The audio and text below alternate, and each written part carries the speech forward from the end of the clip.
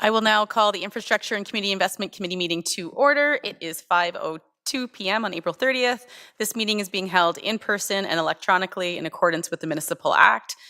For the consent items, I will read out the title associated with recommended motions printed on the agenda to see if members of committee would like to deal with them on consent or hold them for discussion.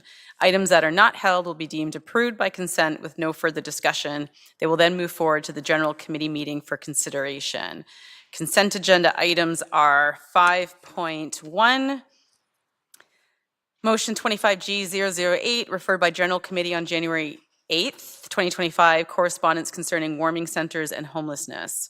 It reads that the correspondence received from the Royal Victoria Hospital Emergency Room physicians dated November 19th, 2024, regarding an open letter to Barrie City Council concerning warming centers and homelessness be referred to a future Infrastructure and Community Investment Committee meeting. That is... Oh. May I just ask a question, Madam Chair? Yeah. Have we or are we going to respond to this letter, or is we just sort of receive it and not do anything with it? Yeah, I think given that it was dated on November 19th, 2024, and the recommendation was for warming centers, we do have the Simcoe County coming to speak to us on May 17th, 14th. So I think that's a good opportunity to connect with them on the go forward, what the current state is right now. So I think after that point, we may circle back, but it was a letter from physicians, so I'm not even sure. Okay. Mr. Prowse. Through you, Chair Hamilton, to Councillor Ribma. The correspondence arrived at my office. We did respond to it, acknowledging the correspondence and advising them that we would forward it to the County of Simcoe, which we did within a day or so of it arriving. So that correspondence did go back within a couple of days of the initial letter to the physicians at RVH. Excellent. Okay, yeah, I just didn't want the no response, so that's great. Good question. All right, so that is approved on consent. We'll go to item 5.2, Motion 25G026, referred by General Committee on February 26, 2025, regarding a funding request for Bayview Park Reservoir decommissioning and removal in Ward 2. It reads that the following be referred to a future Infrastructure and Community Investment Committee, and that the public be invited to provide open delegations concerning the feasibility of establishing parkland from Mulcaster Street to the eastern border of Sam Kinsella Park at the same time, including legal review. That a new capital project be approved to decommission the Bayview Park Reservoir and complete the removal of its associated booster pumping station at Sam Kinsella Park with a budget of $2.565 million to be funded 100% from the Water Capital Reserve, subject to the return of $2.56 million from other Water Capital Reserve funded projects in the 2025 Capital Status Report. Hold, please. And that item is held by Deputy Mayor Thompson. We will move on to consent item 6.2. It's a report of the Active Transportation and Sustainability Advisory Committee dated March 6, 2025. That the report of the Active Transportation and Sustainability Advisory dated March 6, 2025 be received. And the recommendation, we're dealing with recommendations now. And the recommendation is a committee name change, that the name of the Active Transportation and Sustainability Advisory Committee be changed to the Sustainability Advisory Committee. That is approved on consent.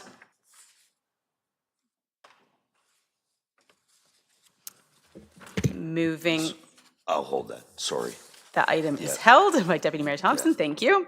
And moving on here to the last one, item 6.3, report of the Arts Advisory Committee dated March 25th, 2025. That the report of the Arts Advisory Committee dated March 25th, 2025 is received. And the recommendation there is regards to adult entertainment bylaw. That staff in the Legislative and Court Services Department investigate how other municipalities have separated burlesque dancing from the adult entertainment bylaw and report back to the Arts Advisory Committee. And can I have somebody hold that, please? I can hold it if you want. Thank you. Held by Councillor Ritma. All right. So there's no public meeting this evening. We will move right into open delegations. The second item on the agenda is a call for open delegations concerning the funding request for Bayview Park Reservoir decommissioning and removal in Ward 2. There's one member of the public pre-registered to speak. So I would like to now call upon Michael Hassey to come to the podium.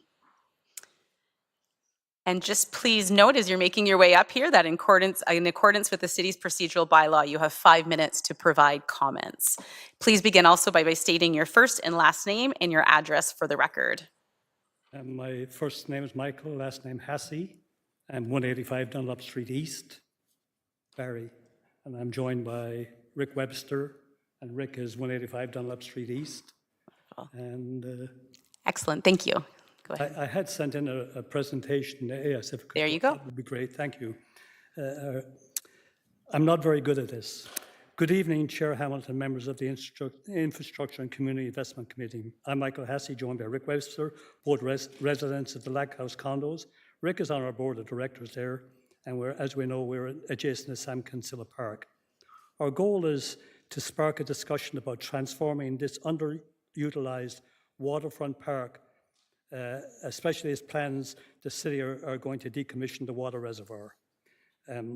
Sam Kinsella's park, exceptional location on Kempferville Bay, makes it a prime opportunity to enhance Barrie's waterfront, yet is currently inaccessible, uninviting, and fails to serve our growing downtown. As downtown intensification continues, quality public spaces are critical.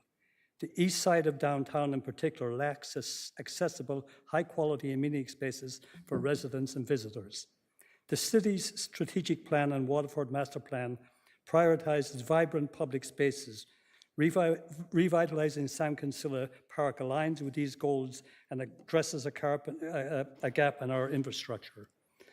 The planned decommissioning of the old water reservoir is a catalyst to rethink Sam Kinsella Park. Our concept, developed by Lake House condo residents, envisions a modern, inclusive park that leverages our waterfront. Some of the key aspects that we can see from the plan is to allow pedestrian access directly from Dunlop Street. As we know, the park today, it has a great big slope from the street to the bottom, and it's not accessible. It's very difficult to access the park. It also has very limited access to the trail. So my goal in the design that I have, a concept that I brought, will give access to the waterfront, and I would hope that maybe we would be able to put some viewing areas right on the water that have access directly from the park. I've also incorporated in the concept a children's play area, and I go back to the years that I owned and operated our business from 17 Point Street. We were there for over 30 years. Back in those days, there was a beautiful children's playground there. It's gone today. It's completely overgrown and completely neglected. We've seen very strong interest from our neighbours and believe this vision reflects the broader residential priorities for a connected, vibrant downtown. I'm going to hand it over to my good friend Rick here. Thank you, Michael. Good afternoon, Chair Hamilton and members.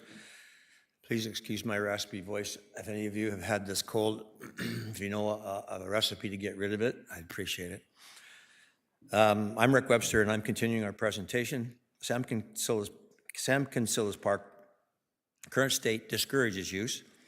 It is not accessible, it lacks modern amenities, and feels disconnected from the waterfront. For example, the lack of accessible pathways, outdated infrastructure, and lack of lighting, which permits its appeal, especially for seniors, families, or people with mobility challenges. With downtown's growing population, the demand for quality public spaces will only increase. Without action, the east side will continue to lack equitable access to the parks that match Barrie's waterfront potential.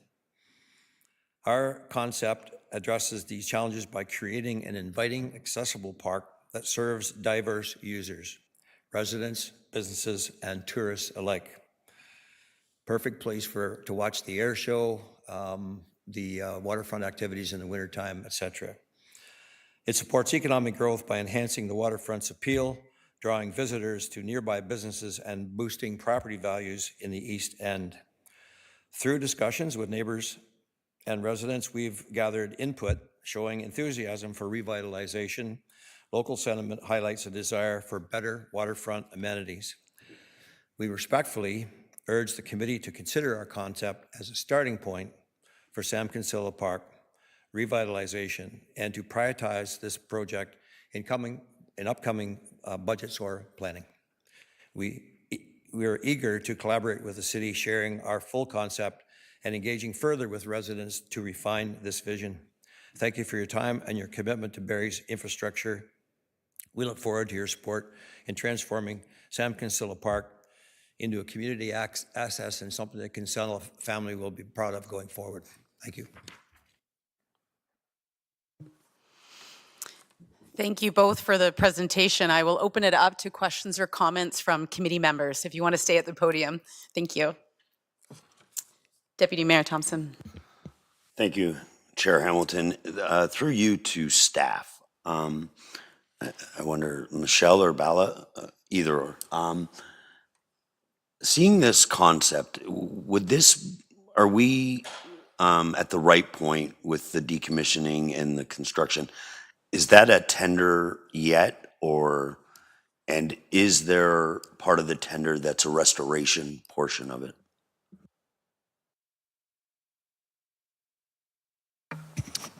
Through you, Chair Hamilton, to Deputy Mayor Thompson. So we haven't retained the consultant yet, so we are not at the tender stage. The first step, if the budget's approved, or if this report's approved, would be for us to retain a consultant, put together the tender package, and then we would go out for a tender. A follow-up, if you may, Madam Chair.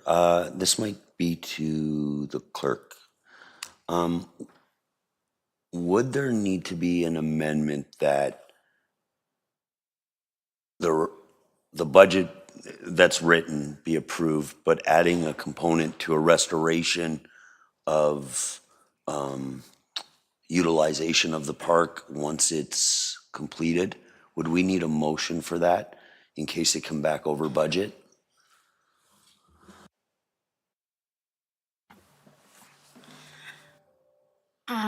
Through you, Chair Hamilton, to the Deputy Mayor. We would need some type of budget for sure to move forward with any kind of decommissioning or hiring a consultant to work or look at this project. The budget's already there for the decommissioning and the consultant, but I was just wondering if it was part of it. I would just hate for us to decommission, cause excavation, bring it back to the state it's in without the infrastructure there, but bringing fill back in and stuff, and then getting to a point where we had to, or we looked at in the 2026 budget to bringing a park on the waterfront. Could they not work simultaneously? So would this budget allow you to look at that and then come back to council with a cost associated? Or would it be better to separate them and just have direction that staff undertake the restoration portion? I'm just kind of looking for direction. I would hate to do a job where we waste money on the restoration side of bringing the park back to, nothing but a field. And then paying extra to have it brought to something to use. So I'm just kind of looking for a little bit of guidance. Through you, Chair Hamilton, to Deputy Mayor Thompson. Excuse me, before I defer it over to Bala, I think what council has approved is effectively the decommissioning of the reservoir itself, which I would describe as sort of a down and dirty exercise. I think it involves the filling in for safety reasons of the reservoir. I don't believe it anticipates any sort of beautification or changes to the park. But perhaps Bala can enlighten us. I think we would need additional direction and budget to undertake that. Okay. Through you, Chair Hamilton, to Deputy Mayor Thompson, that's correct. I think if we were to explore this concept, I think we would need additional budget and additional approvals from council. I think it would make sense to at least initially look to see if we can integrate the two projects, just to see if there were any efficiencies. So I think initially we'd probably report back on additional costs that would be required if we were to go beyond what's in this report. So with saying that, the wording in our conversation tonight, you feel you could achieve that? Or would you need verbiage in the motion to be amended to have staff investigate the utilization of the park upon restoration? Through you, Chair Hamilton, to Deputy Mayor Thompson, yeah, I think we would need additional words for staff to investigate.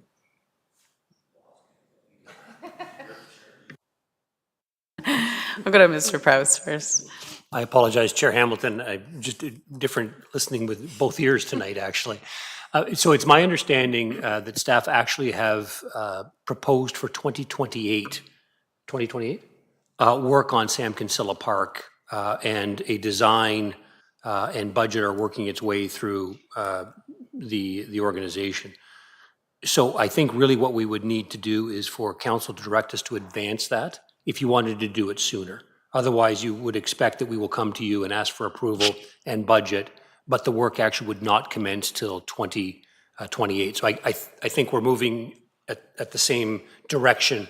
I think the timing is just a little bit different. So that has already been anticipated by staff, but we're in outlying years, not sort of immediately. So I think we would not necessarily need additional direction on budget because we will be asking for that. But certainly if you want that work advanced, including the interpretation of what was presented here tonight, we would need that direction to move it up. Okay, so, and I know Mayor Nuttall wanted to speak, so I'm just thinking if we're working like that and just on timelines, like I said, we're gonna decommission, which is going to occur next year, I believe. So that puts us in 2026. So we're not gonna leave it with, construction fence and holes. So I think it would be prudent for us to advance both projects so they run simultaneously. I believe there's cost savings instead of going in and, removing everything that was just set out to bring this back to, a safe piece of land. I'm going to go, I know there's other questions and comments, and if you want to think about wording to advise, but we'll go to Councillor Rietma first, and then Mayor Nuttall. Thank you, Chair Hamilton.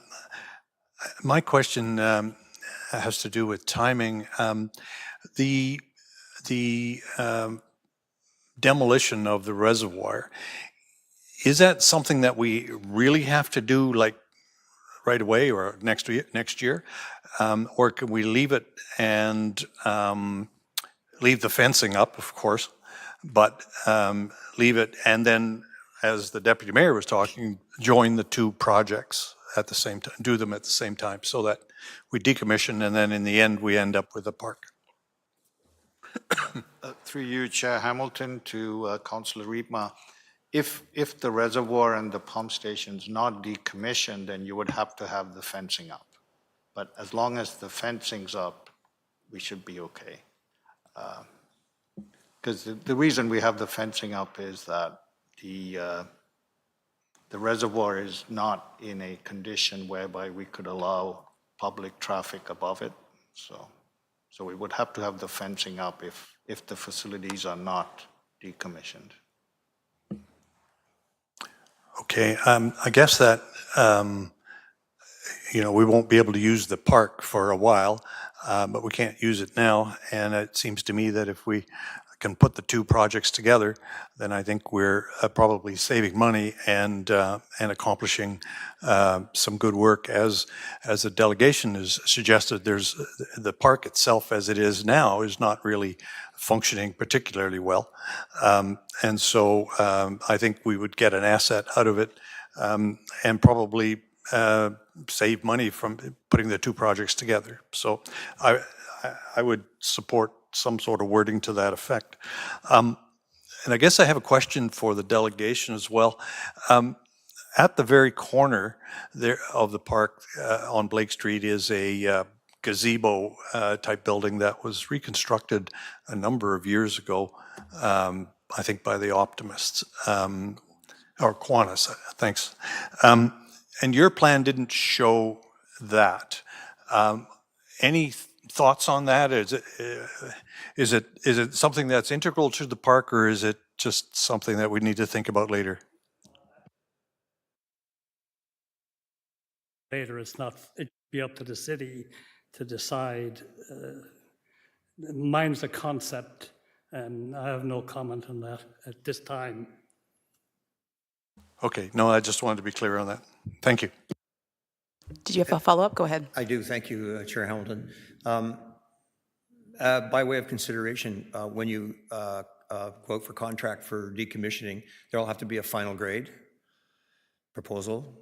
I would suggest that it might be at that time that you asked for the, while the park is being final graded, if you will, that it be final graded to a plan, either this one or something quite like it.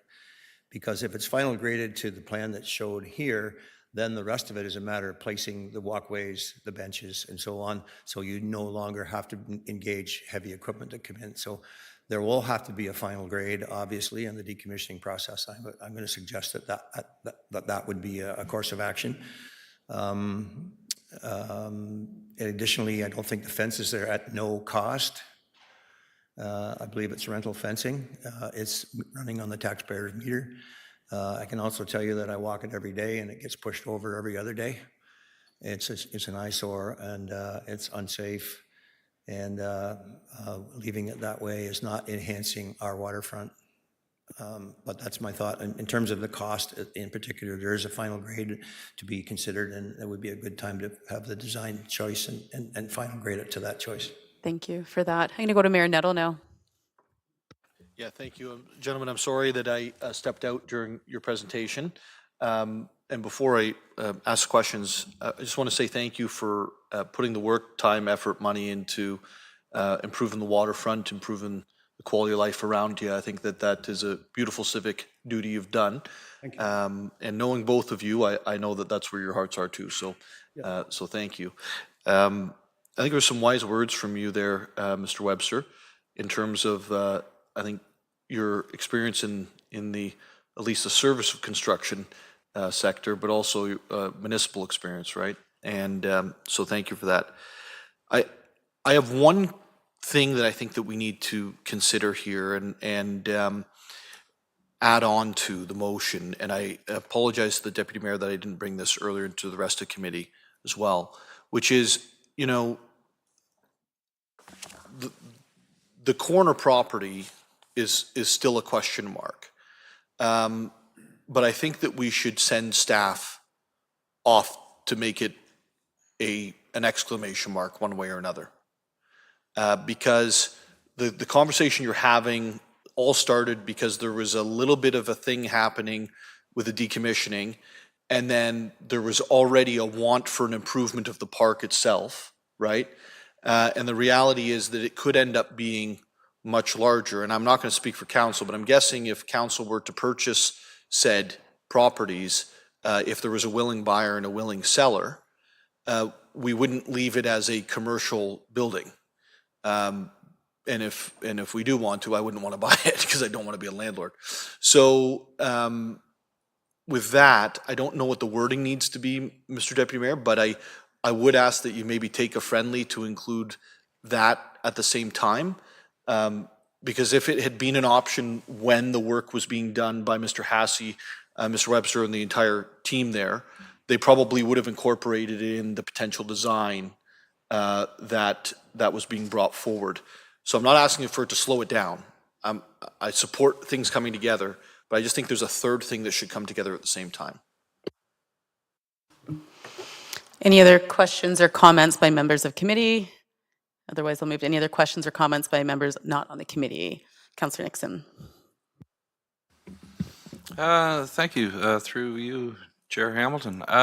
To Bala, the time frame when we look at, obviously, and I agree wholeheartedly that we should try to do these things if we're going to do them simultaneously. I think there's huge cost savings, but is this something that normally the design, and this is a great, first look at a potential design, but would the normal process be that we look at other designs that how would that work? Is that something staff would design? Is it something we put out for tender?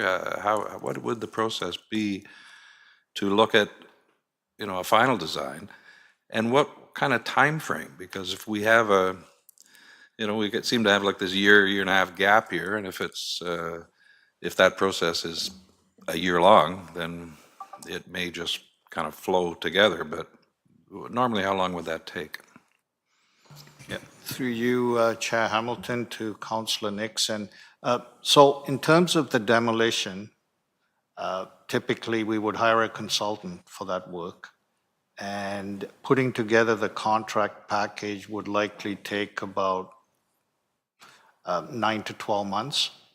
Then we would tender it and we would go to construction, and that'll likely take about 6 months. With the park concept, again, we would hire a consultant, and I think the design would take at least 12 to 18 months typically, and then you would go to construction. But the actual parks planning is done by Ms. Banfield's group, and I'm not sure if Ms. Banfield wants to add to that. Through you, Chair Hamilton, and to the, sorry, was it Councillor Nixon? Did you? Sorry. So fundamentally, as CAO Prowse suggested, this park was included in the waterfront strategic plan, and as we talked about in the outer years of the 10-year capital plan with work starting in 2028.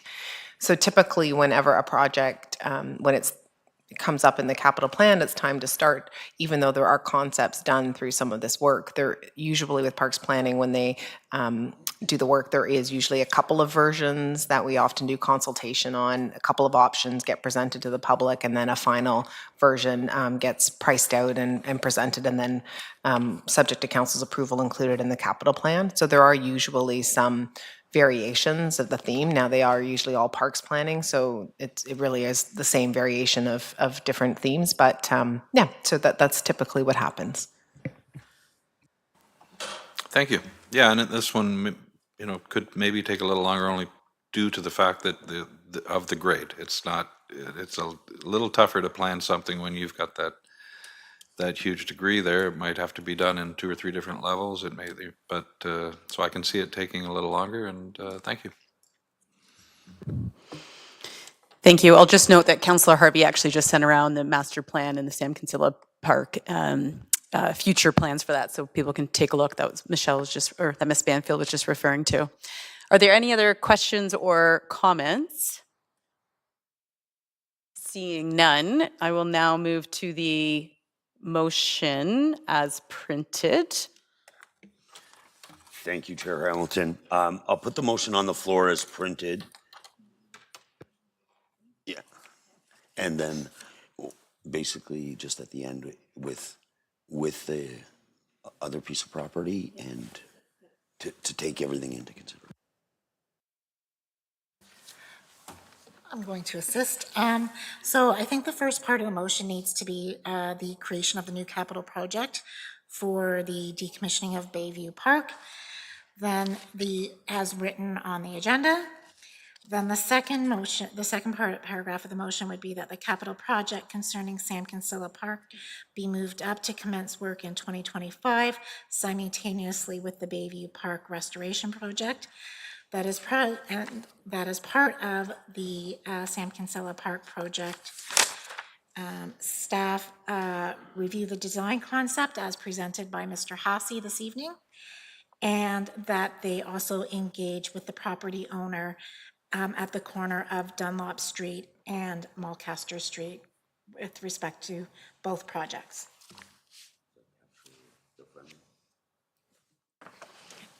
Excellent. Okay, so all those in favor of the motion as amended? All those opposed? And it passes. And I didn't actually speak to it, so I just want to thank you very much to both of you for coming in, and again, just echoing Mayor Nettles' comments, the time and attention that you've spent in this, and the concept I think was excellent, very timely, obviously, and it was a great conversation for us to have, so really appreciate both of you. Thank you. All right, moving us along to item number 3. There are no presentations. Item number 4, there are no standing items. So we'll move on to the additional item held, which was 6.2, report of the Active Transportation and Sustainability Advisory Committee dated March 6, 2025, and the following recommendation. And I believe Deputy Mayor Thompson, you held that. Thank you. I'll put the motion on the floor as printed, and I'd like to refer this to Finance and Good Governance. Okay, a referral can we discuss? Are there any questions? Or, no, we cannot discuss that. So all those in favor of referring this to Finance and Governance, all those opposed, and that passes. I will move us on to the last item held, which was 6.3, report of the Arts Advisory Committee dated March 25th, the recommendation pertaining the adult entertainment bylaw, and this was held by Councillor Rietma. I think you are on the Arts Committee, actually, if you want to speak to it. And I am on the Arts Committee, and but I can tell you that I'm not into burlesque particularly. So, so I've held it, and I think there's an amendment to suggest that the report back, instead of going to the Arts Advisory Committee, go to Finance and Responsible Governments. So that's the amendment that I have on my phone, and I'll put the motion as printed and then offer that amendment. okay.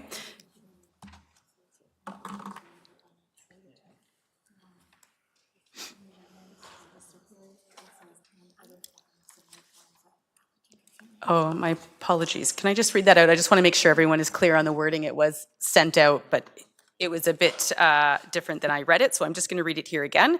That staff and Legislative and Court Services Department investigate how other municipalities have separated burlesque dancing and other forms of adult entertainment from the Adult Entertainment Bylaw and report back to the Finance and Responsible Governance Committee. Were there any other questions or comments from members of committee?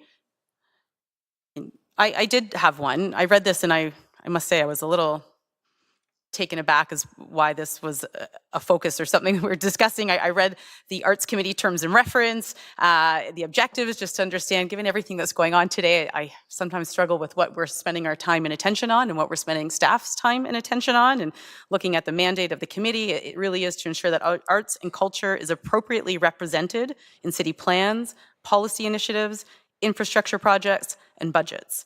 So I'm not sure how this came to, and I just wanted a bit more background perhaps from someone on committee as to, is there a lot of complaints, or what was the emphasis or the driving factor in bringing this forward? Because I do think we need to be mindful of staff's time, and I just wanted a bit more background or context. Yeah, and I'll defer to the chair, but if needed. But the way that it came to the committee was that, first of all, apparently, burlesque is a form of art. And secondly, there are lots of burlesque shows, apparently, that are done in other municipalities which have similar bylaws. But in our case, I think it's the way our bylaw is worded, burlesque is not permitted. And there is quite a arts community that is very supportive of this form of art, and they would like to be able to operate here in Barrie. They have been operating here in Barrie until such time as they ran afoul of our bylaw. So that's kind of the background to it, and so apparently this bylaw dates back 20 years or so, so it's probably time for a refresh in any event. Yeah, I think the bylaw is from 2005. Just a question for staff then. I think our current bylaw actually does allow for exemptions, a case-by-case approach, I believe. So I'm just wondering, would that not be the case rather than separating it out altogether? This would be dealt with as a case-by-case basis, because if you separate it out altogether, it's a slippery slope, right? Because then you could have other adult entertainment industries, businesses saying that they're just offering less. So I don't know any other municipalities that have done this. I think Hamilton is one. So I'd just be interested in staff's comments on the current bylaw and the exemptions that are permitted there, where cases like this, where you've got burlesque dancers that are a form of art, could be dealt with differently. Is that not already accounted for in the current bylaw? Jason, photograph. Oh, there you are. Excellent, thank you. Through you, Chair Hamilton, to the councillor. It is something that could be visited as an exemption. Where this stemmed from is a local studio that does them quite often and likes to do it in a public setting, ticket sales, that sort of thing. So just the way the bylaw is currently worded, it doesn't mention burlesque, but it does talk to the nature of the act and the reaction from the crowd. And that's where our interpretation and enforcement has come from. I don't know if it is something needed to come back as an exemption to council every time they want to do one. So it's not the business that would be given an exemption, it would be every time they want to do an event, as the current bylaw reads. I may want to defer to Madam Councillor,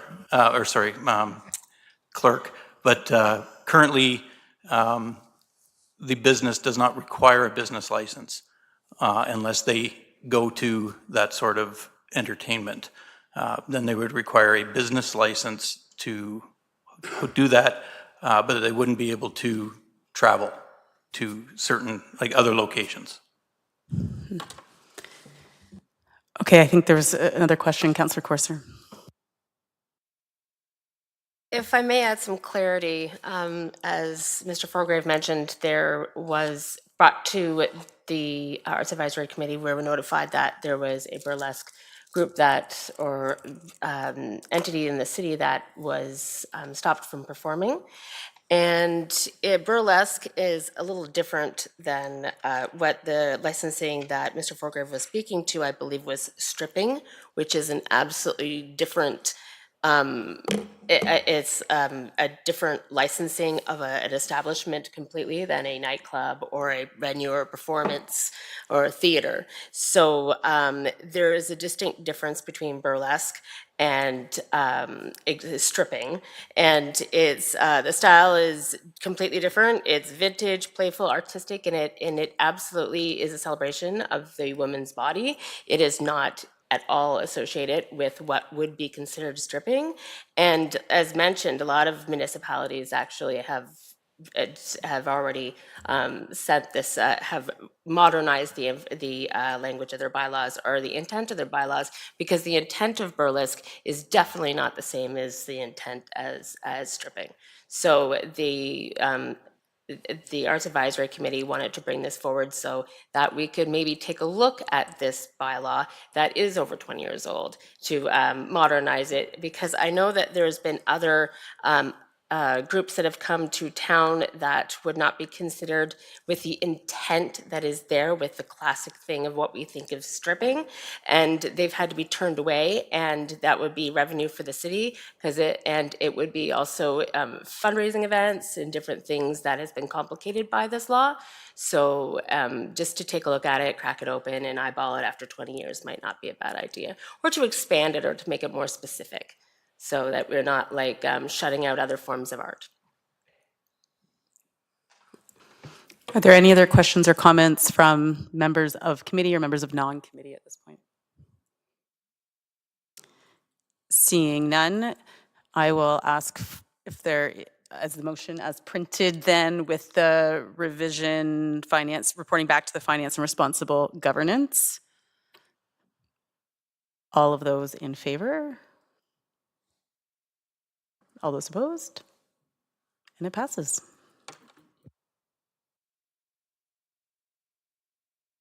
I will move us on here to, where are we? Sorry, lost my place. We are on 6.1, I think, back to item 6, reports of advisory committees. 6.1, report of the communities in bloom. Did I do that one? Oh. We've done it all. All right. So 7 reports to the committee. There's none. Number 8, items for discussion. There's none. So we are adjourned at 5:42 p.m. Thanks, everybody.